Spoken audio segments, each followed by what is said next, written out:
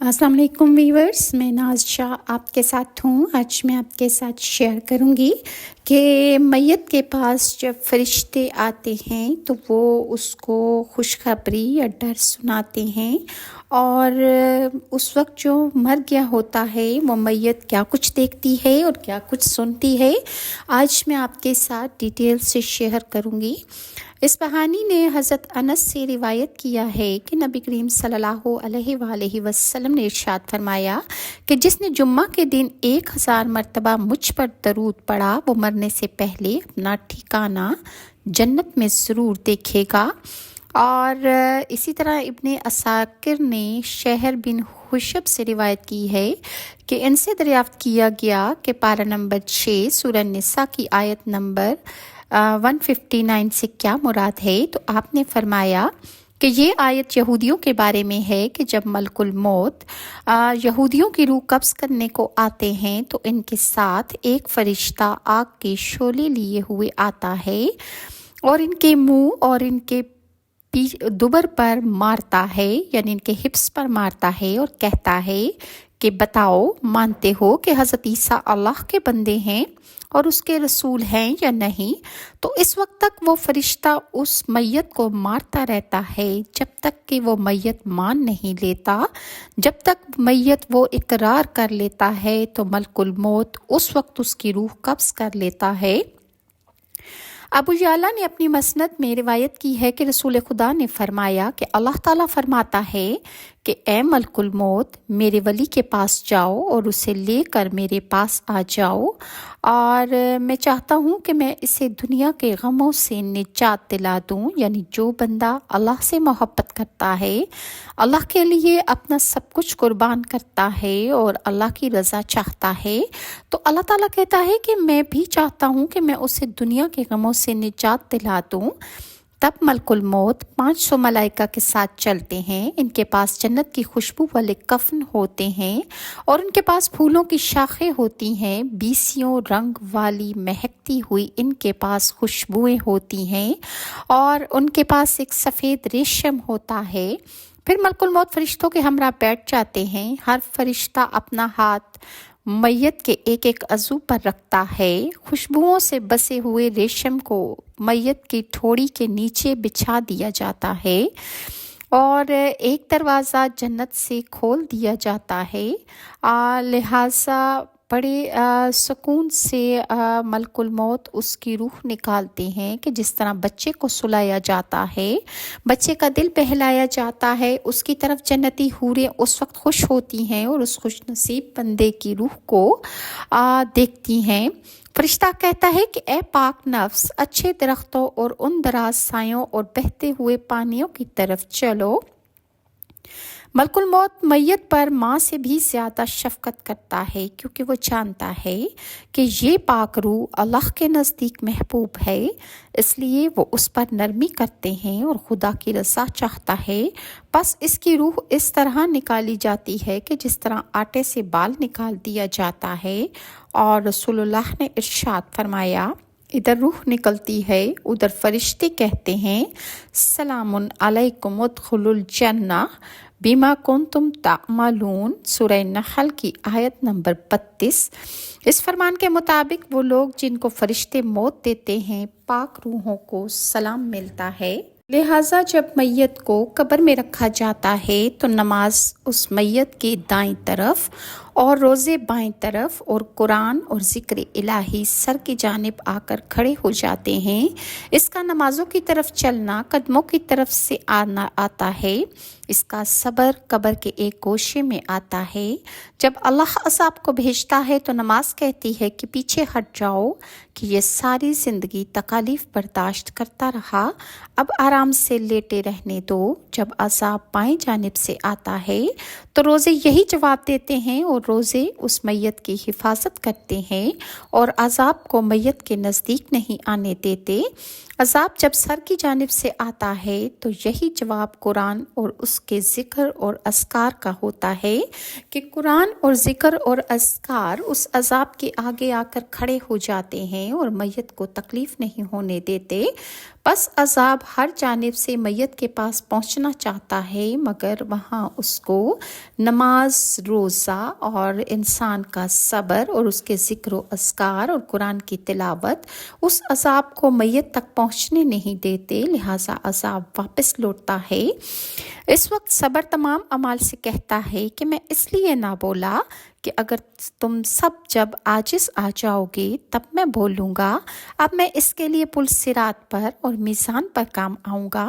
پھر اللہ تعالیٰ 2 مزید فرشتوں کو بھیجتا ہے جن کے نام منکر نکیر ہیں۔ ان کی نگاہیں اچک لینے والی بجلی کی مانند، منکر نکیر کی آواز کڑکدار بجلی کی طرح، منکر نکیر کے دانت سینگوں کی مانند اور سانسیں شعلوں کی مانند، وہ اپنے بالوں کو رونتے ہوئے چل کر آئیں گے۔ دونوں کے کندھوں کے درمیان عظیم فاصلہ ہوگا سوائے مومن کے۔ ان کے دل میں کسی کے لیے مہربانی اور رحم نہیں ہوگا۔ ان کے ہاتھوں میں ایک ایک ہتھوڑا ہوگا جس کو سارے انسان اور جن جمع ہو کر اٹھا نہیں سکیں گے۔ وہ آ کر مردے سے کہیں گے کہ بیٹھ جاؤ، لہٰذا مردہ بیٹھ جائے گا اور اس کے کفن کے کپڑے اس کے بدن سے گر کر نیچے آ جائیں گے۔ اس وقت منکر نکیر سوال کریں گے کہ تمہارا رب کون ہے، تمہارا دین کون ہے، تمہارا رسول کون ہے؟ بندہ مومن کہے گا کہ میرا اللہ تعالیٰ میرا رب ہے، میرا دین اسلام ہے، رسول اللہ میرے نبی ہیں۔ اس پر وہ کہیں گے کہ تو نے سچ کہا، اور پھر اس کو قبر میں رکھ کر ہر جانب سے قبر کو کھلا کر دیں گے۔ پھر اس سے کہیں گے ذرا اوپر دیکھو۔ اب جو بندہ دیکھے گا تو جنت کا دروازہ کھلا ہوگا۔ پھر وہ اسے کہیں گے کہ اے ولی اللہ، جنت میں یہ تیرا مقام ہے کیونکہ تو نے دنیا میں اطاعت خداوندی کی ہے۔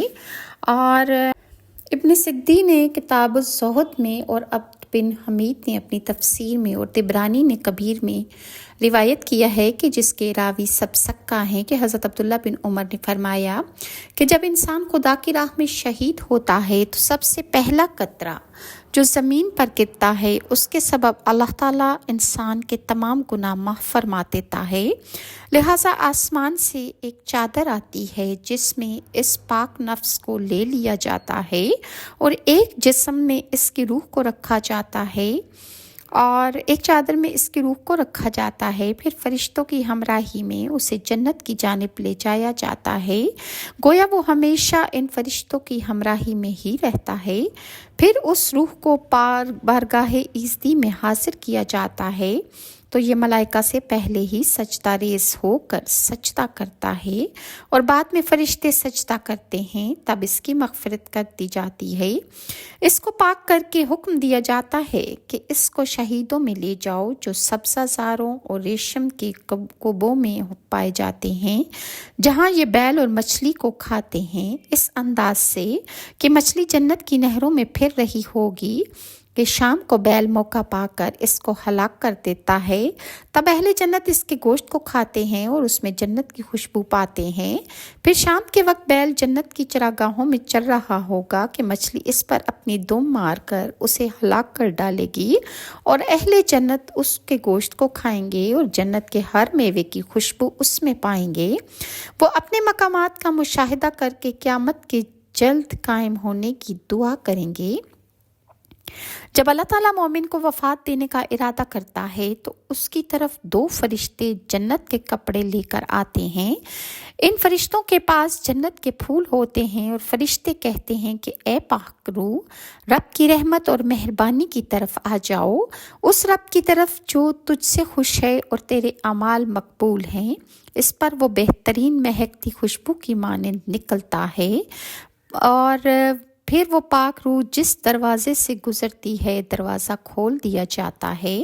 جس فرشتے کے پاس سے اس پاک روح کا گزر ہوتا ہے وہ اس کے لیے دعائیں مغفرت کرتے ہیں اور اس کی شفاعت کرتے ہیں۔ اب وہ پاک روح بارگاہ ایزدی میں حاضر ہوتی ہے اور اللہ کے سامنے سجدہ ریز ہوتی ہے۔ فرشتے اس کے لیے سر بسجود ہو کر عرض کرتے ہیں، یا الہی، یہ تیرا بندہ ہے جس کو ہم نے وفات دی، تو ہم سے بہتر جانتا ہے۔ اللہ تعالیٰ فرماتا ہے کہ اس کو سجدے کا حکم دو، تب وہ پاک روح سجدہ کرتی ہے۔ پھر حضرت میکائیل علیہ السلام کو بلا کر اللہ تعالیٰ ارشاد فرماتا ہے کہ اس جان کو بھی مومنوں میں شامل کر دو، تاکہ اس کے بارے میں قیامت کے روز میں تم سے سوال کروں۔ پھر اس کی قبر میں وسعت کی جاتی ہے، 70 گز لمبائی 70 گز چوڑائی اس کی قبر میں ہو جاتی ہے۔ اس میں پھول بکھیر دیے جاتے ہیں اور ریشم بچھا دیے جاتے ہیں، اور اگر اس نے کچھ قرآن کریم پڑھا ہوتا ہے تو وہی اس کے لیے قبر میں نور بن جاتا ہے، ورنہ اس کو سورج کی مانند ایک نور دیا جاتا ہے۔ پھر ایک دروازہ جنت کی طرف کھول دیا جاتا ہے تاکہ وہ جنت والی قیامگاہ کو دن رات دیکھتا رہے۔ اور جب اللہ تعالیٰ کسی کافر کی موت دینا چاہتا ہے تو اس کی طرف 2 فرشتے بھیجتا ہے، اور وہ ایک بدترین بدبودار چادر کا ٹکڑا لے کر آتے ہیں جو بہت کھردرا ہوتا ہے۔ فرشتے کہتے ہیں کہ اے خبیث روح، اے خبیث نفس، جہنم اور عذاب علیم کی طرف آ جاؤ، اور اس رب کی طرف چلو کہ جو تجھ پر ناراض ہے، کیونکہ تیرے اعمال بد بہت ہی خراب ہیں۔ تب وہ روح نہایت ہی بدبودار مردے کی طرح نکلتی ہے۔ ہر آسمان کے کنارے پر فرشتے کہتے ہیں، خدایا کس قدر خبیث روح زمین سے آسمانوں کی طرف آ رہی ہے، اور بختی اونٹوں کی گردنوں کی طرح قبر میں سانپ اس کی بھر دیے جاتے ہیں، جو اس مردار کے گوشت کو ہڈیوں سے چڑا کر کھاتے رہتے ہیں۔ پھر گرز اٹھائے 2 فرشتے اس کے سامنے آتے ہیں جو نہ دیکھ سکتے ہیں، نہ سنتے ہیں، اور نہ اس پر رحم کھاتے ہیں، کہ اس کی دردناک چیخوں کی آوازیں سن کر وہ اس میت پر رحم کھائیں۔ وہ فرشتے گرزوں سے اس کو اس قدر مارتے ہیں۔ پھر جہنم کا ایک دروازہ اس کی قبر میں کھول دیا جاتا ہے تاکہ وہ جہنم میں اپنے مقام کو دیکھ سکے کہ جہاں پر اس کو ٹھہرنا ہوگا، اور وہ صبح شام اپنی اس قیامگاہ کو جہنم میں دیکھتا ہے۔ جہنم کے عذاب کی سختی دیکھ کر وہ اللہ تعالیٰ سے سوال کرے گا کہ مجھے اسی قبر میں رہنے دے تاکہ میں اس عذاب شدید کو نہ چکھوں، اور عذاب قبر جاری رہتا ہے۔ ابو نعیم نے حضرت معاویہ بن ابو سفیان سے روایت کی ہے کہ رسول اللہ نے فرمایا کہ ایک شخص مسلسل گناہ کرتا ہے، اس نے 99 آدمی قتل کر دیے اور سب نہ حق قتل کیے تھے۔ وہ ایک عبادت گاہ میں پہنچا تاکہ معلوم کرے کہ اس کی توبہ قبول ہوگی یا نہیں۔ راہب نے سنا کہ اس نے 99 قتل کیے ہیں، تو اس کو راہب نے کہا کہ تیری توبہ قبول تو نہیں ہو سکتی، لہٰذا جس نے 99 قتل کیے تھے اس شخص نے راہب کو بھی مار ڈالا، لہٰذا اس کے 100 قتل پورے ہو گئے۔ پھر دوسرے راہب کے پاس وہ گیا اور اس سے بھی یہی سوال کیا۔ اس نے بھی کہا کہ توبہ تیری قبول نہیں ہو سکتی۔ اس پر اس نے اس راہب کو بھی مار ڈالا۔ پھر اس کے بعد وہ شخص تیسرے راہب کے پاس گیا اور اس سے بھی وہی سوال کیا کہ اگر میں اللہ تعالیٰ سے توبہ کر لوں کہ میں نے اتنے قتل کیے ہیں تو کیا مجھے اللہ تعالیٰ سے معافی مل جائے گی؟ اس نے جواب دیا کہ اگر یہ کہوں کہ توبہ کرنے والے کی توبہ خدا قبول نہیں کرتا تو میں جھوٹا ہوں گا۔ اور اس نے اس آدمی کو ایک عبادت گاہ کا پتہ بتایا کہ جس میں خدا کے بندے عبادت گزار رہتے تھے۔ اس راہب نے کہا کہ وہاں جا کر ان کے ساتھ خدا کی عبادت کرو تو تمہاری توبہ قبول ہو جائے گی۔ یہ شخص توبہ کی غرض سے اس عبادت خانے کی طرف روانہ ہو گیا۔ ابھی وہ شخص راستے ہی میں سفر کر رہا تھا کہ اس کی موت واقع ہو گئی۔ اللہ تعالیٰ نے عذاب اور رحمت کے دونوں فرشتے اس شخص کی روح کو لینے کے لیے بھیج دیے۔ وہ دونوں طرح کے فرشتے آئے، عذاب کے بھی اور رحمت کے بھی، اور دونوں آپس میں اختلاف کرنے لگے۔ اس پر ایک فرشتے کو منصف بنا کر ان کے پاس بھیجا گیا۔ اس نے کہا کہ اگر گنہگار کی بستی جدھر سے آیا ہے قریب ہے تو اس کو عذاب کے فرشتے لے جائیں، اور اگر نیک بندوں کی بستی کے قریب وہ پایا گیا ہے جدھر وہ جا رہا تھا کہ وہ توبہ کر لے، تو اگر وہ توبہ کرنے والی جگہ کے قریب زیادہ ہے تو رحمت کے فرشتے اس کی روح کو لے کر جائیں گے۔ اب زمین کو ناپا گیا تو نیکیوں کی بستی کے قریب اس کی میت کو پایا گیا، صرف انگلی کے ایک پور کے برابر فرق تھا کہ جہاں وہ توبہ کرنے جا رہا تھا صرف انگلی کے ایک پور سے زیادہ وہاں پر، یا مطلب اس کے زیادہ نزدیک تھا، تو اللہ تعالیٰ نے اس کی مغفرت کر دی۔ اس حدیث کی اصل صحیحین میں ہے۔ حضرت ابو سعید خدری سے روایت ہے کہ اللہ نے برے لوگوں کی بستی کو حکم دیا کہ تو دور ہو جا، اور نیک لوگوں کی بستی کو حکم دیا کہ تو قریب ہو جا۔ صحیحین میں یہ روایت ہے کہ اس آدمی نے 99 آدمی قتل کیے تھے، اور پھر راہب کو قتل کر کے اس نے 100 قتل پورے کر دیے۔ پھر بعد والے راہب کا امید افزا جواب پا کر اولیاء اللہ کی بستی کو روانہ ہوا، لیکن جب وہ روانہ ہوا تو اس کی زندگی کا وقت ختم ہو چکا تھا، لہٰذا اسے راستے میں موت آ گئی۔ اس نے اپنا منہ اولیاء اللہ کی بستی کی طرف بڑھایا اور مر گیا، لہٰذا جب فرشتوں نے زمین ناپی تو جتنا منہ بڑھایا تھا اتنا ہی قریب نکلا۔ معلوم ہوا کہ عالم بد بے علم عابد سے افضل ہے۔ خدا کی رحمتیں نیک بندوں کی بستی پر ہوتی ہیں۔ دعا کے لیے کہ قبولیت ہو۔ نیک لوگوں کی طرف سفر کر کے جانا باعث سے نجات ہے۔ اگر بستی میں پہنچنا میسر نہ ہو سکے، ادھر منہ کر لیا جائے تو مغفرت ہو جاتی ہے، اور نیک بندوں کی خاطر زمین کا فاصلہ بڑھایا بھی جاتا ہے اور کم بھی کر دیا جاتا ہے، تاکہ نیک بندوں کی بستی قریب ہو اور بروں کی بستی دور ہو جائے۔ یہ تھی تمام جو لوگ مر جاتے ہیں یا نیک لوگوں کی روح کے ساتھ کیا ہوتا ہے، اور جو بدروحیں ہوتی ہیں ان کے ساتھ کیسے حساب کتاب ہوتا ہے، میں نے آپ کے ساتھ شیئر کیا۔ اور ویورز، مزید اس طرح کی ویڈیوز انشاءاللہ آپ دیکھتے رہیں گے، اور اگر آپ کو میری ویڈیوز اچھی لگتی ہیں تو کائنڈلی لائک اور سبسکرائب ضرور کیجیے۔ اپنی دعاؤں میں مجھے ضرور یاد رکھیں۔ اللہ تعالیٰ آپ پر، آپ کے گھروں پر اور آپ کے خاندانوں پر رحمتیں اور برکتیں نازل فرمائے۔ اللہ تعالیٰ آپ کو اپنی بارگاہ سے پاک رزق عطا فرمائے، اور آپ سب کے دلوں کی جائز اور میٹھی مرادیں پوری فرمائے۔ نیکسٹ ویڈیو تک کے لیے ناز شاہ کو اجازت دیجیے۔ اللہ حافظ۔